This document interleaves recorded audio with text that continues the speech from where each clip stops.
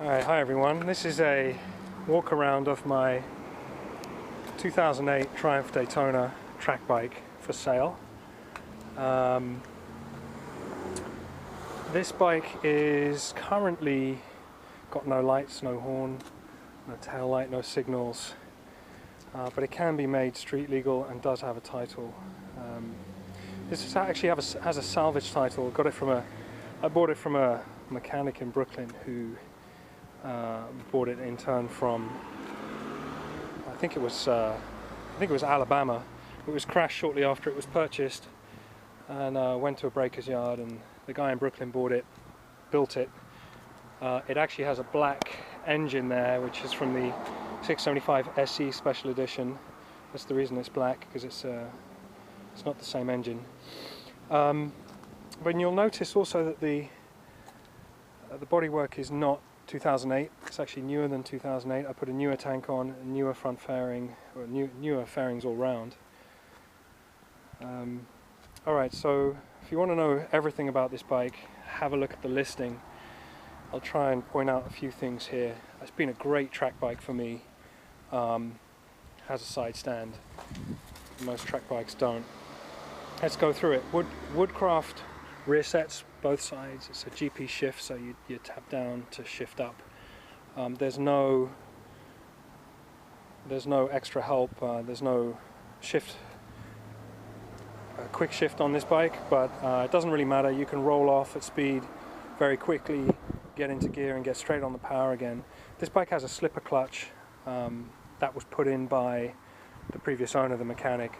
He's used Barrett plates, and the slipper clutch is very, very slippy, meaning you can just dump the clutch on the way into a corner and let the engine and the clutch catch up with each other, and then power on out of the corner. It's got a full aero system mapped to the best engine map that I could find, which I think came from a small outfit called Tune ECU. Played with a couple of maps. Like I said, I think I got the best one. But you can just plug in an ODB2 cable, connect up to your computer, and have a look at it yourself. I haven't done any manual tuning or anything like that. It hasn't been dynoed, but it runs very well. In terms of maintenance, I got new fork seals, I got new valve cover seal in here. I just put a new regulator rectifier on it. Actually, Triumph put a new regulator rectifier on it. That was a recall on the street bike.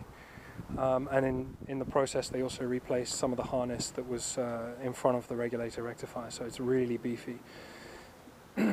It's a while ago now, but I replaced the fuel pump, K&N air filter, K&N oil filter every time, probably replace the oil minimum once a year, probably twice a year. This bike does just 2, 3, 4 track bikes a year, track days a year, that's it. In fact, last year I think it just did 1. I'm selling it because I now have 2 kids and 6 vehicles, so I got to get rid of something. What else do we have? Woodcraft clip-ons. I don't really know what the stock ones are like, so I can't comment on that. Arrow steering damper. You know, these are all used parts originally because this was a salvage bike, but I've been steadily improving it. I think I went one tooth down in the front. So it's very much geared for the track and not for the street. I did ride it on the street for a short time. I don't know. I don't know if I'd recommend it as a street bike. It's very racy and very loud. You'd have to change the gearing, I think, to be comfortable on the street. Let's see, what else? Somebody wrote in and asked me if the brake switch works. Yeah, the brake switch light works from here. This is it. The rear one, let's see, I did have the rear switch. You can put one in because it's a street harness. There's no point doing it with these though, because there's nowhere to mount a brake switch. The pads are good. The tires are unbelievable. These tires are Dunlop GP 212s, not 211s, 212s, super sticky. I mean, look at this. Really, really great tire. And it doesn't really have an edge. It just keeps going and going around. And I think these are 190s. Usually this bike would normally run 180, but you can put 190s on it, and they're just so sticky. It's great. All right. Well, I mean, if I think of anything else, I'll put it in the listing. Which I guess we should just turn it on.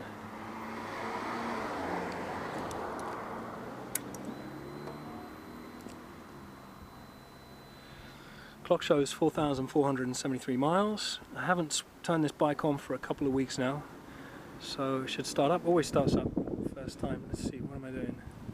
I'm in gear.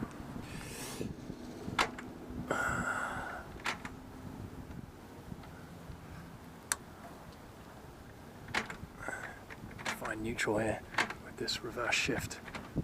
There you go.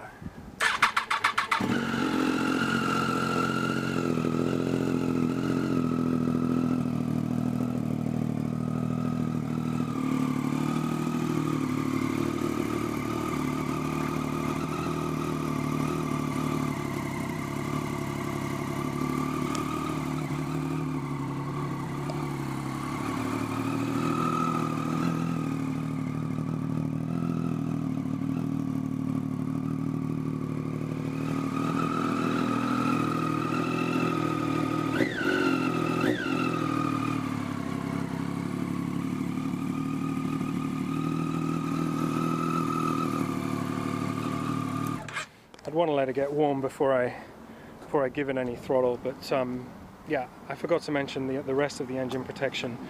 Woodcraft, I think that's a SATA cover right there.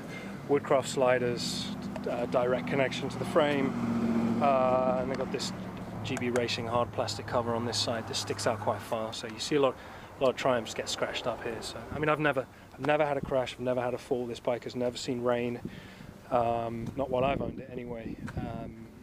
And that's been quite a few years. It's been garaged, it's been covered, and it's, like I say, it's been well maintained. I've had it into Triumph a few times. One was for regulator rectifier.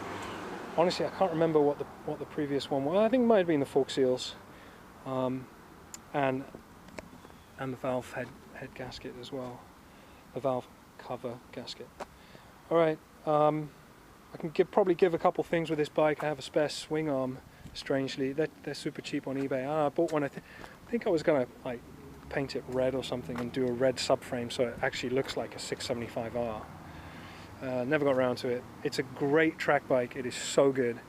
Fills me with confidence compared to my S1000RR. I would rather have this on the track anytime. This is just so much more fun. You don't have to worry so much about serious crashes, but it's got enough power to have you running very well in the advanced group.